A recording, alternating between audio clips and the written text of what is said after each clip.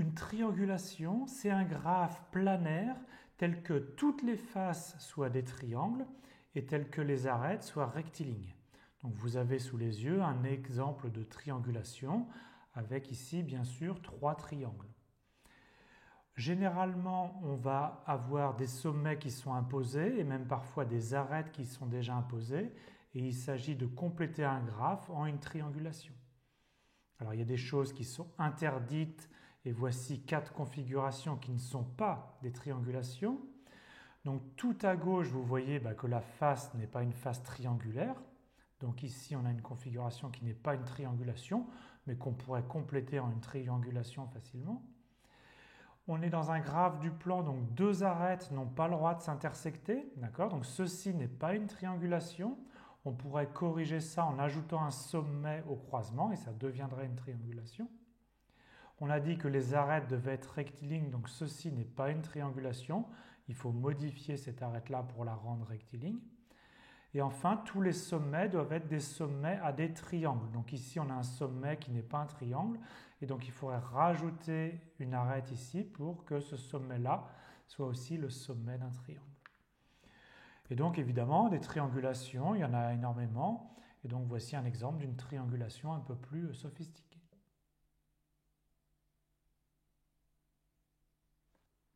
Dans cette vidéo, on va d'abord s'intéresser à la triangulation des polygones, c'est-à-dire qu'on nous donne un certain nombre de sommets qui sont imposés et des arêtes aussi qui sont imposées et qui forment un polygone du plan.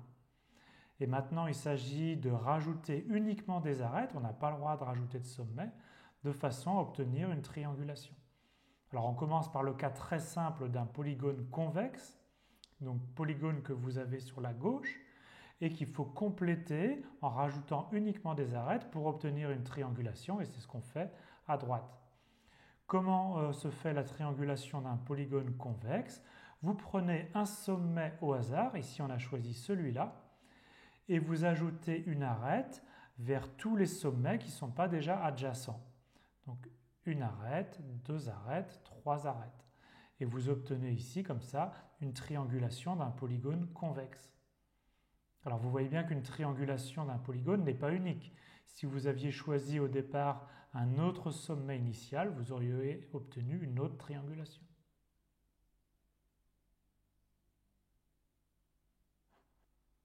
On passe maintenant à la triangulation des polygones non convexes. À ce moment-là, il y a une notion importante qui est la notion de diagonale. Qu'est-ce que c'est qu'une diagonale? C'est un segment qui relie 2 sommets de notre polygone et qui en plus doit être contenu dans le polygone. Donc ici, en trait plein, on a une diagonale. Par contre, ici, en pointillé, ce n'est pas une diagonale, c'est bien un segment qui relie 2 sommets, mais qui est situé à l'extérieur du polygone. Et maintenant, il y a une propriété pour les polygones, donc convexes ou pas, c'est que dès qu'un polygone a plus de 4 sommets, il existe une diagonale.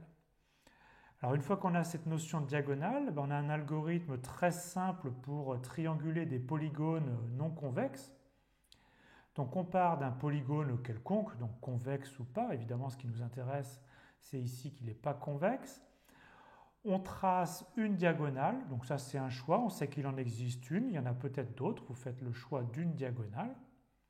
Et on découpe notre polygone suivant cette diagonale. Et donc à ce moment-là, on obtient 2 polygones plus petits. Et donc on itère le processus pour chacun de ces 2 polygones. On recherche une diagonale, etc. etc. Jusqu'à temps qu'on arrive à un polygone avec seulement 3 sommets, à ce moment-là c'est un triangle, et donc il est déjà triangulé. Donc imaginons qu'on ait donc triangulé chacun de nos 2 petits polygones. Qu'est-ce qu'on fait? On recolle là où on avait découpé suivant la diagonale et on obtient une triangulation de notre polygone original. Donc répétons le processus, on trouve une diagonale, on découpe suivant la diagonale et on itère pour chacun des polygones plus petits, donc par récurrence. On triangule chacun des polygones plus petits et on recolle nos triangulations. Avant de passer à la suite, un petit exercice. Vous avez ici un polygone essayer de trouver toutes les triangulations possibles. Il y en a en fait 5 différentes. On passe à un problème un petit peu différent. On nous donne ici sur la gauche un ensemble de points du plan et il s'agit de construire l'enveloppe convexe qu'on voit ici dessinée sur la droite. Qu'est-ce que c'est que l'enveloppe convexe? C'est le plus petit polygone convexe qui contient tous les points. Alors, on va voir que c'est assez facile de construire l'enveloppe convexe à l'aide d'un algorithme qu'on appelle l'algorithme de l'enroulement qui est assez élémentaire. Donc on va partir du point ici qu'on a appelé P1 qui est le plus à gauche parmi tous les points proposés. Et ensuite on va construire le point P2 à partir de P1. Et qu'est-ce qu'il a comme propriété le point P2? Comment est-ce qu'on le trouve? Si on trace la droite P1, P2, tous les autres sommets ils sont situés à la droite de cette droite-là. D'accord? Donc c'est comme ça qu'on caractérise P2. Et ensuite, comment est-ce qu'on va trouver le point suivant? Quand on trace la droite P2 jusqu'à P3, tous les sommets sont situés en dessous de cette droite-là, etc. Et puis on itère jusqu'à temps qu'on revienne au point de départ et on aura fini la construction de notre enveloppe convexe.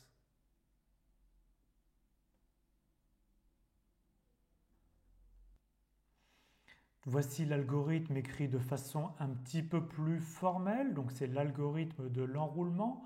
On part d'un ensemble fini de points E et on suppose qu'il y a un point P1 qui est plus à gauche que tous les autres points. Et partant de ce point P1, il s'agit de construire l'enveloppe convexe de E, c'est-à-dire de trouver un ensemble de sommets qui forment un polygone convexe contenant tous les points. Donc on a dit qu'on partait de P1, qui est le point le plus à gauche, et maintenant il s'agit de trouver le point P2. Donc on va prendre un candidat P à être notre point P2. Pour l'instant, on le prend au hasard. Pour vérifier si P est un bon candidat, on regarde n'importe quel autre point Q de notre ensemble de points. Et donc si Q il est à gauche de la droite P1P, à ce moment-là, P n'est pas un bon candidat, puisqu'il a quelqu'un qui est sur sa gauche. Qu'est-ce qu'on fait? On remplace le candidat P par Q. Donc notre nouveau candidat P, c'est l'ancien candidat Q. Et maintenant, on itère donc ce processus avec tous les points. Et donc, à la fin, on a bien un bon candidat P qui n'a personne sur sa gauche. Et donc, à ce moment-là, on pose P2 est égal à P.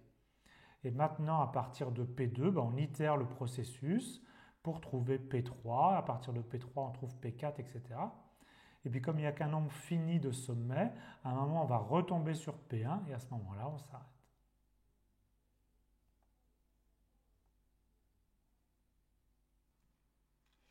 C'est un algorithme très simple qui marche très bien. Vous avez ici pour 50 points le calcul de l'enveloppe convexe grâce à cet algorithme. Reprenons une étape de cet algorithme pour être sûr qu'on a bien compris. Donc on a dit P1 c'est le point le plus à gauche de notre ensemble de points. On suppose qu'on a construit P2 par notre algorithme et on va expliquer comment trouver P3. Donc on prend un point P au hasard de notre ensemble de points et donc on considère la droite vectorielle P2P. D'accord? Donc le fait de considérer une droite orientée, ça nous donne une notion de droite ou gauche vis-à-vis de la droite vectorielle P2P. Et donc on prend maintenant un autre point au hasard dans notre ensemble de points, ici le point Q. Et comme ici le point Q il est situé à la droite de notre droite vectorielle, alors P est un meilleur candidat que Q, donc on garde notre point P original. On teste avec tous les points de notre ensemble de points. Et donc par exemple à un moment on va tester ce point-là.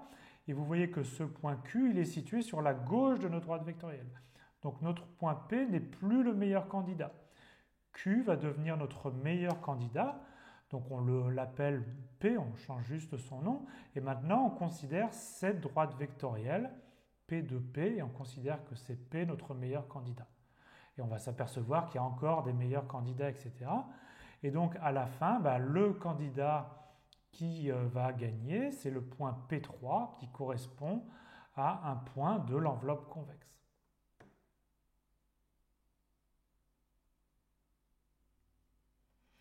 Revenons sur un point clé de l'algorithme qui est de décider si on est à droite ou à gauche d'une certaine droite orientée. Donc ici, on va considérer deux points AB. Ça définit une droite orientée AB, donc qui va de A vers B. Et maintenant, on veut décider si on est à gauche ou à droite de cette droite orientée AB. Alors, on va avoir une caractérisation algébrique assez facile. Donc, on dit que le point C, comme ici, il est à gauche de la droite vectorielle AB. Si le triangle ABC, donc dans cet ordre-là, est un triangle direct. Donc, quand on tourne ABC, on tourne dans le sens inverse des aiguilles d'une montre. Et ça, on peut le caractériser en termes de déterminant. Ça veut dire que le déterminant formé par le vecteur AB et le vecteur AC, ce déterminant-là est un nombre réel strictement positif. Ça se reformule algébriquement par le déterminant de cette matrice de 2 doit être strictement positif. Et puis on sait bien calculer les déterminants de 2. Et donc ça veut dire que notre point C, il doit vérifier cette inéquation.